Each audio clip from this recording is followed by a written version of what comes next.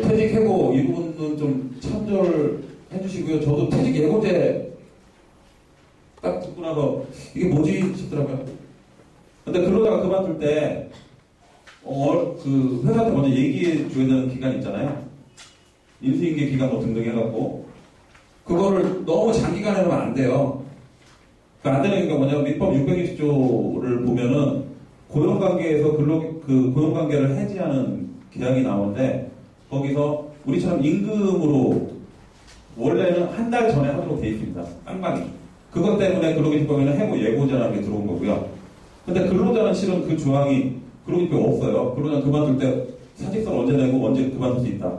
근데 그게 퇴직 예고제가 사규에서 보통 한 달로 보통 돼 있을 거예요. 근데 민법에서는 1임금 지급기 다음 기의 말일이라고 돼 있어요. 예를 들어서 어떤 사람이 11월 1일 날 사직서를 내면서 저 안 나올래요 라고 해버리면 회사 사규에다가 660조 사망에 따른다라고 해버리면 물론 그 조항이 넣어야겠죠. 그러면은 11월 1일 날 냈음에도 불구하고 1월 1일까지 이 사람은 근로관계 중입니다. 그 대부분 근로자들은 이제 나가죠. 회사 내고 나가요 그냥. 그럼 나머지 기간이 뭐냐? 한 60일 되는 기간이 뭔가요? 안 나오는데 가는데 그 기간은 무단결근 기간이겠죠. 무단결근 하게 되면 그 기간 동안 임금 지급은 없을 거고요. 그리고 무단결근 하게 되면은 임금을 따져주는 게 평균임금이죠. 평균임금이라는 게 퇴직금이죠. 그럼 퇴직금에 영향을 미치게 됩니다. 그럼 퇴직금에 영향을 미치면 그럼 3달 중에서 2달이 빵원이니까 그럼 3분의 1로 줄어들잖아요. 근데 그렇게 되면 또 법에서는 허용이 안 돼서 통상임금을 또 지급해야 돼요. 평균임금이 통상임금보다 저하될 때는 통상임금을 기준으로 한다라고 되어 있습니다. 근데 연봉제 회사에서는 통상임금하고 평균하고 똑같아요. 그래서 월급 얼마? 그렇게 되면 차이가 전혀 없어지죠. 그래서 임금 설계할 때 통상임금과 평균임금을 좀 구체적으로 나누실 일이 좀 생기고요. 그리고 대신 그 근무하지 않는 기간으로 인해서 그냥 임금만 퇴직금만 낮아지는 건 아니고 실은 이 사람은 근로자가 의무가 있는 사람이잖아요. 근데 그걸로 인해서 손해가 발생하는 거잖아요. 채무불이행 책임을 물을 수가 있겠죠. 그래서 그 채무불이행 책임은 손해배상 청구고 손해배상 청구는 과실률을 따지겠지만 실은 고의로 안 나오는 게 많기 때문에 그래도 과실이 커져요. 그리고 그 손해는 실제 손해를 산정을 해야 되고요. 임금 안 주는 고통은 이미 근로자가 가졌기 때문에 임금만큼이 아니라 그로 인해서 대체적으로 뽑았더니 이 사람이 월급이 2배다. 응? 당장 써야 되니까. 라든지 아니면 계약이 진짜 뭐가 이렇게 크게 깨졌다. 라든지 뭐 등등이 있겠죠.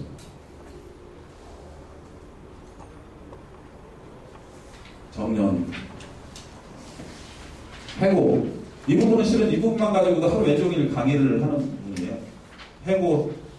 근데 제가 아까 모두에 설명을 하면서 그 노동부 심사의 번호를 1, 2, 3, 4 이렇게 정했다라고 제가 말씀드렸잖아요. 이렇게 동그라미가 아니라 이유가 있어요. 여기 보면 지금 노동부에서는 취업규칙 만들 때는 사유별로 타당성, 절차 이렇게 보면 동그라미 했죠. 실제로 노동부에서 어떻게 따지냐면 1. 절차 2. 사유 3. 양적 이렇게 따집니다. 해고 서면 통지 의무 생기신 건 아시죠? 해고 시기와 사유를 서면으로 명시할 것. 그래서 이메일도 안 된다. 이렇게 해석상이 있고요. 이메일 하나 인정된 경우는 어쩔 수 없이 해외 지사에서 이메일을 통해서 본인이 의사 확인하지 않는 경우. 그것도 좀 많이 안 되는 것 같아요. 텔렉스 보내야 되고 우편 보내야 되는데 어쨌든 서면으로 명시하라고 하면 서면으로 꼭 하시는 게 맞아요. 그래서 뭐 부당해고다 쪽으로 되면은 저희도 상담할 때 다들 이제 상담하고 그 얘기를 해요. 이 사람이 얼마나 잘못했고요. 좀 그래요. 저 됐고요. 서면으로 통지하셨나요? 안 했는데. 그러면 부당해고입니다. 절차 먼저 무조건 절차 먼저 따지고요. 그 다음에 사유. 그러면은 절차 지켰으니까 무슨 사유입니까? 아까도 잠깐 그런 상담 잠깐 했는데, 사유. 뭐 징계 사유 많네요. 세 번째가 양정. 해고 사유별로 기준이 타당하느냐. 제가 모두에 심할서 10번 썼는데 해고가 부당하다고 난 사례도 있고요. 제가 자문하는 회사 중에는 지각 한 번을 해도, 물론 지각 한 번 가지고 좀 어렵겠죠. 지각 2번 가지고도 해고할 수 있는 회사는 있어요. 그거는 다 사유에 따라 틀립니다. 그래서 지각 몇 번 하면 해고다. 이런 것보다는 실무적으로는 지각 한 번 할 때 보통 심할서 쓰게 해요. 지각 한 번에 시각성으로. 지각 10번이니까 심할서 10번이겠죠.